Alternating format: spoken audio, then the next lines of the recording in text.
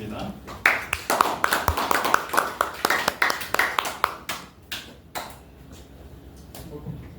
네, 감사합니다.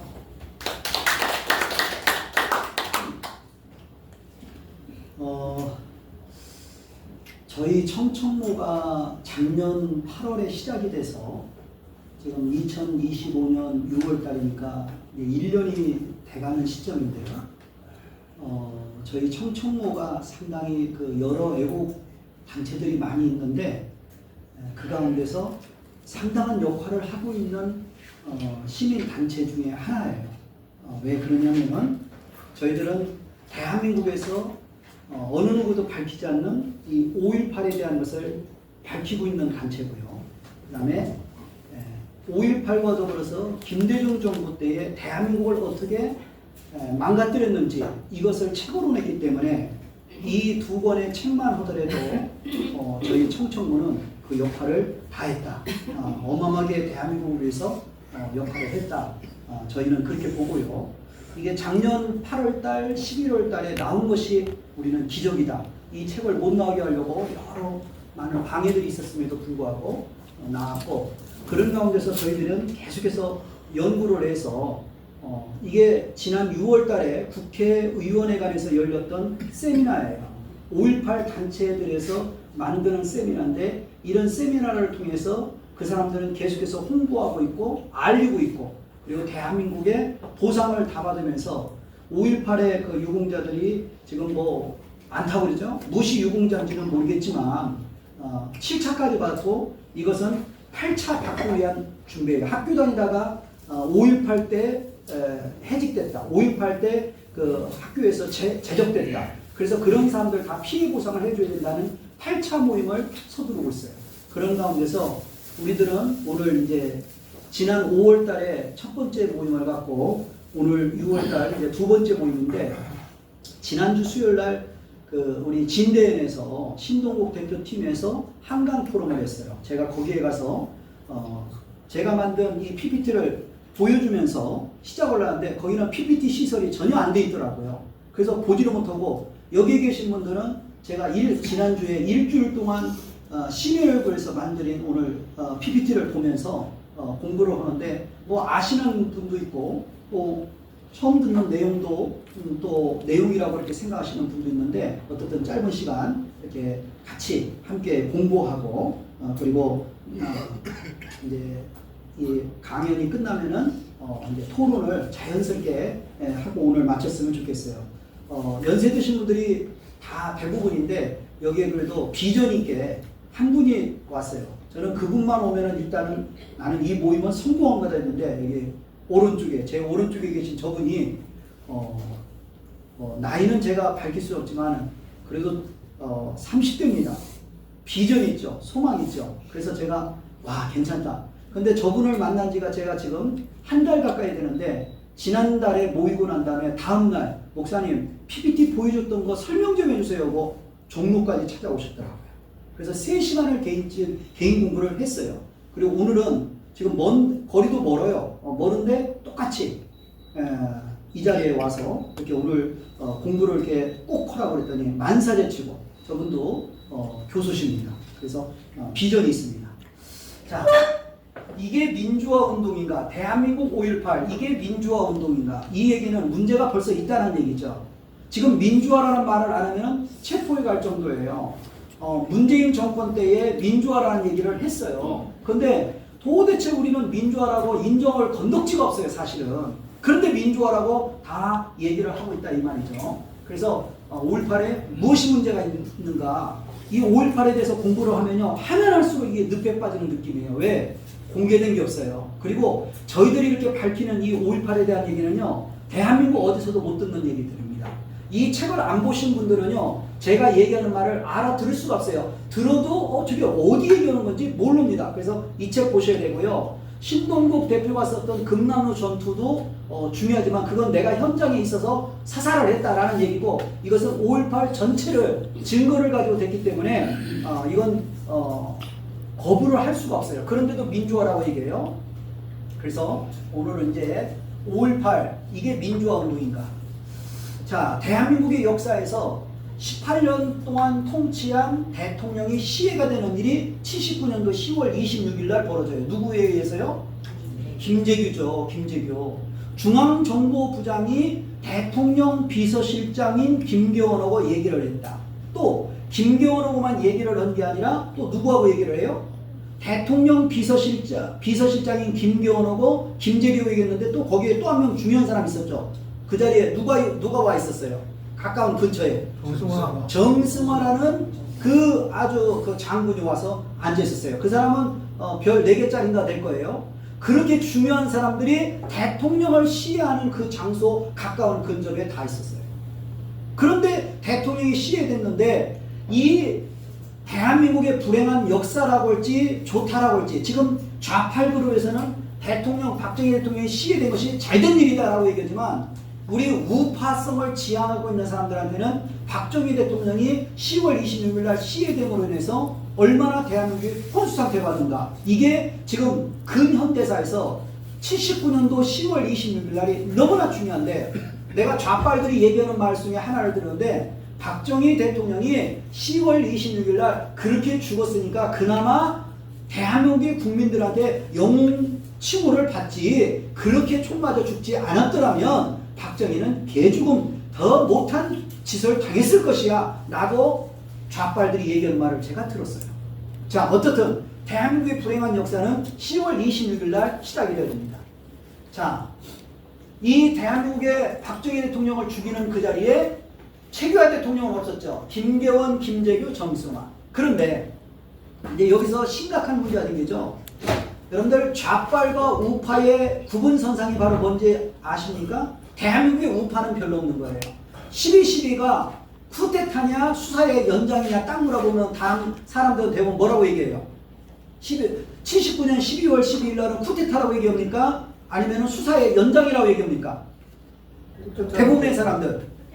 그게 바로 좌빨들이 얘기하는 논리예요. 프레임이에요. 그 프레임은 맞지가 않는 프레임입니다. 79년도 12월 12일 날에 어떻게 전두환이 일으키는 쿠데타입니까? 쿠데타 일으켰으면 최규하 바로 자리를 내놨어야지. 쿠데타를 일으켜서 12월 12일 날 일으켰는데 8월 26일 날 전두환 대통령이 그 자리를 최규하 대통령이 물러나고 네가 대통령 해야 돼. 네가 이 자리를 맡아야 돼. 라고 얘기할 때까지 8개월을 기다리는 쿠데타가 어디가 있어요?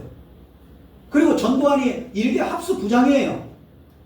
보안사령관이에요. 수사부장이에요. 그런데 그런 사람이 어떻게 전두환 외에도요 별들이 많았어요. 정승화도 다 별이에요. 전두환 외에도요 상당한 많은 있었어요. 그런데 전두환이 쿠데타 일으켰다. 여기서 벌써 갈리는 거예요. 그래서 우파의 시각을 갖는 사람들은 79년 12월 12일 날이 쿠데타가 아니라 뭐의 연장선이다? 수사의 연장선이다. 이렇게 봐야 됩니다. 그런데 이걸 못 가지고 지가 우파라고 얘기하는 것은 아주 넌센스입니다. 넌센스예요.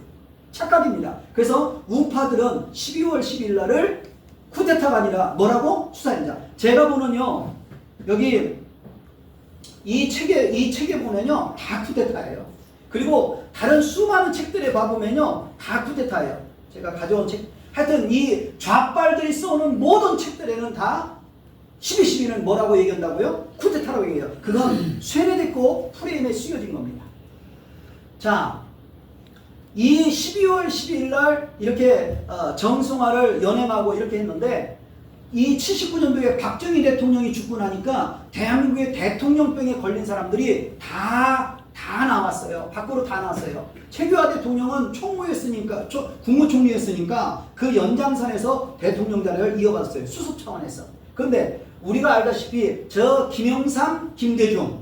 김영삼하고 김대중만 있습니까? 또 한 명 더 있죠. 김씨. 김종필. 그 사람은 김종필은 박정희 대통령이 죽고 나니까 어떤 스탠스를 취했을까? 정말 제가 우리 한 분이 소개해 줘가지고 이 김종필의 정체라는 이 방원철 선생이 쓴 이 책을 95년도에 나온 이 책을 봤는데 이 책에 보니까요 정말 김종필이가 대한민국을 다 말아먹었구나. 여기에 첫 페이지에 봐보면 김종필이가 지역감정을 창시했고 파벌을 조성하는 원조였고 부정부패 창업자였다. 이렇게 딱 써져 있어요.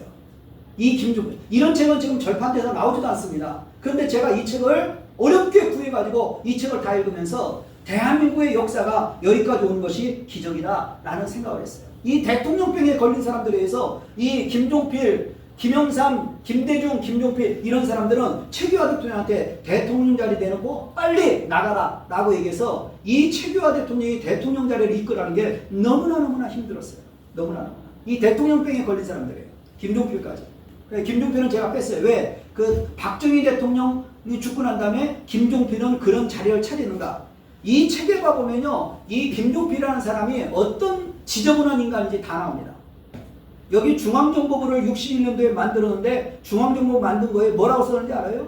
명령에 무조건 복종해야 한다. 돈을 만드는 일이면 무슨 일도 해야 한다. 비협력자는 나서지 말라. 죽여버리겠다. 시조는 고도의 기술이다. 함정을 파서 유인한다. 이게 중앙정보부 5개항이에요. 5개항이야. 이런 거 들어봤어요? 중앙정보부 우리는 좋다라고 생각했잖아요. 이렇게 해서 얼마나 많은 정치인들과 얼마나 많은 훌륭한 사람들을 이 김종필이 중앙정보부에서 끌어가서 개판을 만드는지 몰라요. 그래서 대한민국의 역사를 알면 할수록요 심각합니다. 내 몸 안에 뚜껑이 열려요. 뚜껑이 열려요. 자, 다음에 긴급조치가 몇 년도에 취해졌어요? 1972년도에 긴급조치가 취해져서 언제 해제됩니까? 79년도 1월 달에 해제가 되어집니다. 79년 1월 달에.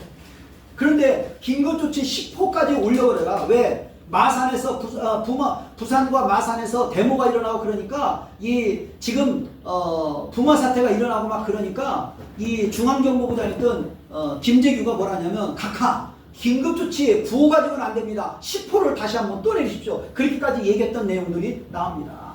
72년도부터 유신을 선포하는데 이 72년도에 그 박정희 대통령이 유신을 선포해서 79년도까지 7년간 이제 대통령 선거가 없죠. 그러면은 왜 긴급조치를 72년도에 내렸을까? 그 얘기는 72년도에 7.4 공동성명도 우리 어렸을 때 언뜻 들어봤던 기억이 있죠? 72년도부터 79년도까지 할 때 박정희 대통령 마음속에는 경부고속도로가 완성되고 난 다음에 이 중화학공업을 이어가고자 하는 의도가 있었어요. 중화학공업을 그 포항제철 이런 것들이 완성되려면은 내가 대통령이 바뀌면 안 되겠다. 그런 의도가 있었어요. 그런 것들을 모르는 사람들은 박정희가 독재한다고 하는데 그 박정희의 중화학공업의 그 노력 선상에서 오늘날 대한민국이 이렇게 누리고 사는 겁니다.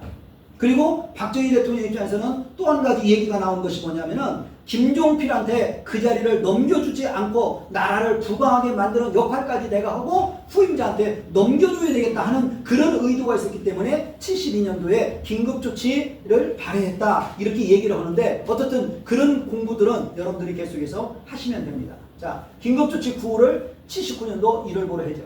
자, 긴급조치 9호 해제하면서 자, 시국사범들이 해제되는데요. 자, 79년도 10월 26일 날 박정희 대통령이 시해당했지 12월 10일 날 전두환 대통령이 수사의 연장선에서 계엄사령관 정승화를 체포했어요. 그러고 나서 이 최규하를 김대중하고 김영삼이 계속해서 압박을 최규하 대통령한테 하니까는 이 최규하 대통령이 서울의 봄을 맞이해서 80년도 2월 29일 날 680 이게 안 보이나요? 네. 687명의 그 사람들을 석방합니다. 이 687명의 사람들을 석방하는 속에는 난민전 그 다음에 70년대에 좌빨 활동을 했던 사람들이 다 풀려지는 거예요. 그러니까 그 사람들이 다 풀려지니까 어떤 일이 벌어지겠어요? 대한민국이 79년도 2월 29일 날 687명이 석방되어짐으로 해서 이제 대한민국은 홍수 사태가 벌어집니다. 사실은 최규하 대통령이 감당할 수 있는 선을 뛰어넘기 시작한 거예요. 그러고 나서 5.18이 벌어진 거예요. 그러고 나서. 자, 이 687명이 해제가 되면서 서울의 봄을 맞이했는데 최규하 대통령이 중요한 얘기를 합니다. 이 민주화라는 말을 안 쓰고 정치발전이라는 말을 썼어요. 민주화라는 말을 안 쓰고. 왜? 민주화라는 말 속에는 함정이 있다는 것을 최규하 대통령이 그때 벌써 알았어요. 이 민주화라는 말은 대한민국을 뭐겠다는 말입니까? 적화시키겠다는 의도가 들어간 말이 민주화예요. 그러면 오늘날 우리들이 수많은 민주화라고 얘기하는 말은 문제가 있을까요, 없을까요? 있다라는 얘기예요. 최규하 대통령은 민주화라는 말을 안 쓰고 정치 발전이라는 말을 썼어요. 의도적으로 쓴 거예요. 왜 그러냐? 민주화라는 말은 종북 좌익 세력들이 대한민국 정부의 전복을 의미하는 거고, 그 다음에 정치꾼들이 민주화라는 것은 정치꾼들이 민주화라는 것은 내가 대통령 된 것이 민주화야. 그런 의도로 썼다는 거예요. 그러니까는 우리들이 오늘날 생각하는 민주화하고는 같습니까? 틀립니까? 당연히 틀린 거죠. 자, 그 다음에 여러분들이 모르는 사이에 5.18이 벌어질 때 5.18이 우리는 갑자기 벌어졌다는데 천만의 말씀이요. 이 1980년 2월 달에 이 김대중의 아들 김홍일이가 국민연합이라는 단체를 만듭니다. 국민연합. 한번 따라하시죠. 국민연합. 국민연합. 이건 여러분들이 앞으로 저거 지내면요, 이런 용어들이 입에 아주 붙어서 나와야 돼요. 이 국민연합이 사실은 DJ 여단이에요. DJ 여단. 이 DJ 여단이라는 사람들이 광주 사태에 벌어질 때에 약 4,000명, 5,000명 정도가 무기구를 털어서 무기로 무장하는데, 그 4,000명, 5,000명 정도의 무기를 드는 DJ 여단이 국민연합의 청년들이고 젊은 복학생들이에요. 그 사람들이 북한에서 온 특수군하고 그 다음에 김대중의 이 국민연합의 4,5,000명하고 그 다음에 또 간첩들하고 이런 사람들이 광주에서 폭동을 벌이면서 특전사들을 11공수, 그 다음에 3공수, 그 다음에 7공수 3,000명 이상을 다 몰살시키려고 벌렸던 작전이 바로 광주 사태입니다. 그러니까 이 국민연합이라는 걸 모르면 안 돼요. 그런데 이런 거에 대한 기사가 일반 신문에 나올까요, 안 나올까요? 안 나옵니다. 이게 80년도 2월 달에 이런 일이 벌어져요. 2월 달에. 그러니까 광주 사태는 어느 날 갑자기 벌어진 거다? 철저하게 준비돼서 벌어진 거다. 철저하게 준비가 됐어요. 언제부터? 1979년 10월 26일 날 적어도 박정희 대통령이 뭐고 나서부터? 시위에 당하고 나서부터 이런 일이 벌써 벌어지게 된 겁니다. 자, 이 김대중은요, 80년도 4월 21일에서 25일까지 사북의 탄광에 폭동이 벌어져요. 특수 공수부대가 딱 가니까 사북 탄광의 폭동이 정리가 되버렸어요. 근데 광주는 7공수가 가도 11공수가 가도 3공수가 가도 광주의 폭동은 정리가 안 돼요. 왜 그럴까요? 철저하게 준비해서 대한민국을 말아먹겠다는 의도가 있었기 때문에 광주는 특전사를 보내도 정리가 안 돼요. 그런데 그 광주가 지금 뭐라고 얘기해요? 5.18은 민주화다라고 얘기를 하고 있는 겁니다. 이 김대중이 5월 1일날, 5월 11일날, 5월 12일날, 5월 17일날까지 이 수많은 날짜라면서 뭐라고까지 얘기냐면은 국민들이여 일어나시오, 공무원들이여 일어나시오, 군인들이여 일어나시오. 지금 정부는 군사의 연장선이니까 저 정부를 갈아엎어야 됩니다. 이건 민주화입니까? 선동입니까? 선동이죠. 김대중이 그렇게 선동을, 이게 당한 날짜가 다 있어요. 그래서 심지어는 뭐라고 하냐면 최규하 대통령한테 당신들의 그 자리를 뭐해라, 내려놓으라. 이거 왔으니까 한번 안내 좀 해주세요. 이용식 장군님. 자, 이렇게 김대중이가 선동을 하면서 나라의 일들을 다 망가치고 서울에서도 5월 15일 날 10만 명이 모여요. 이 모든 것들을 진행했던 사람이 심재권 씨예요. 서울대학교 심재권. 아니? 심재권 맞나요? 심재철. 제가 하도 많은 5.18하다 보니까 너무 많은 사람들을 기억하다 보니까 심재철. 그 심재철이 회장했어요. 그런데 이때 서울역에서 10만 명이 모였으니까 경찰이 감당이 안 돼요. 그리고 나서 해산할 때 또 경찰들 4명을 쳐서 죽여버립니다. 그러니까요, 이게요, 나라가 최규하가 감당이 될 수가 없었어요. 그런 가운데서 광주 사태가 벌어지니까 광주 사태가 벌어지고 나서 이 최규하가 내가 이 나라를 이끌어 가고 싶은데 도저히 이끌어 갈 수가 없다라고 해서 항복을 하면서 1980년 8월 16일 날 전두환을 불러요. 전두환을 불러가지고 전 장군, 내가 대한민국을 이끌어 갈 수가 없어. 당신이 대통령 돼. 그러니까 전두환이가 어안이 벙벙해가지고 뭐요? 카카 대통령을 그만두더니 아니요. 내가 지금 당신한테 이렇게 주는 건 어떤 감정상해도 아니고 당신한테 내가 잘 보이려고 하는 것도 아니고 이 나라를 수습해 갈 수 있는 사람은 당신밖에 없어. 내가 수많은 사람들을 만나서 고민하고 연구한 결과야. 그래서 전두환 장군을 불러가지고 대통령 자리를 8월 16일 날 80년도 8월 16일 날 얘기해서 8월 26일 날인가 대통령 취임하고 9월 달부터 정식으로 일을 한 걸로 알고 있어요. 이게요 나라가 수습이 안 돼요. 그런데 이런 얘기를 해야 안 해요 작발들이. 절대로. 그러면 우파들은 이런 내용 알아요 몰라요? 절대로 모릅니다. 그러면서 안다라고 해요. 그래서 저는 우파들 별로 안 믿어요. 이 자리에 오신 분들은 그래도 공부를 좀 하려고 왔기 때문에 그렇고, 제가 빨치산에 대한 얘기를 지난 2달 전에 1권, 2권, 3권을 어떤 분이 썼는데 13년 동안 빨치산 활동을 했던 그런 정순덕에 대한 얘기를 쓴 것을 제가 하는데, 빨치산들은요 공부를 억수로 합니다. 그런데 우파들은 공부를 안 해요. 그래서 자기가 우파라고 얘기해요. 절대로 저는 우파라고 안 봅니다. 우파라는 사람한테 제가 물어보면요 그 사람들은 우파의 기본 자질도 안 가지고 있어요. 기본 자질도. 그러면서 자기가 우파라고 해요. 저는 그런 우파 별볼이 없어요. 그런 사이비 우파지. 사이비 수박보수지. 수박보수. 저는 수박보수가 아니라 우리 청천모는 진짜 보수들만 와야 된다. 진짜 우익들만 와야 된다. 그 다음에 보수라는 말 쓰지 마세요. 보수는 보수를 많이 해야 돼요. 우익이라는 말이 정상적인 용어입니다. 우익. 나는 우익이다 라고 얘기하는 게 맞아요. 그런데 한국에서는 이 교수들이나 모든 사람들이 용어 혼란 전술을 써서 우파 좌파인데, 국민의힘당 안에도 우파가 있고 좌파가 있고, 그 다음에 더불어민주당 안에도 우파가 있고 좌파가 있고, 그래서 우파 좌파라는 말은 원칙적으로 안 맞는 거예요. 원칙적으로는 우익 좌익으로 나눠서 활동을 해야 되는 게 맞아요. 정식 용어는 뭐라고요? 우익이다 좌익이다. 그런데 대한민국의 우익들은 공부를 안 해가지고 우파 좌파라는 말을 하는데, 저도 어쩔 수 없으니까 우파라는 말을 쓰는데 실질적으로는 우익이라는 말이 맞다는 얘기를 양동환 교수, 서울대 양동환 교수가 정치사상 용어에서 얘기를 하고 있습니다.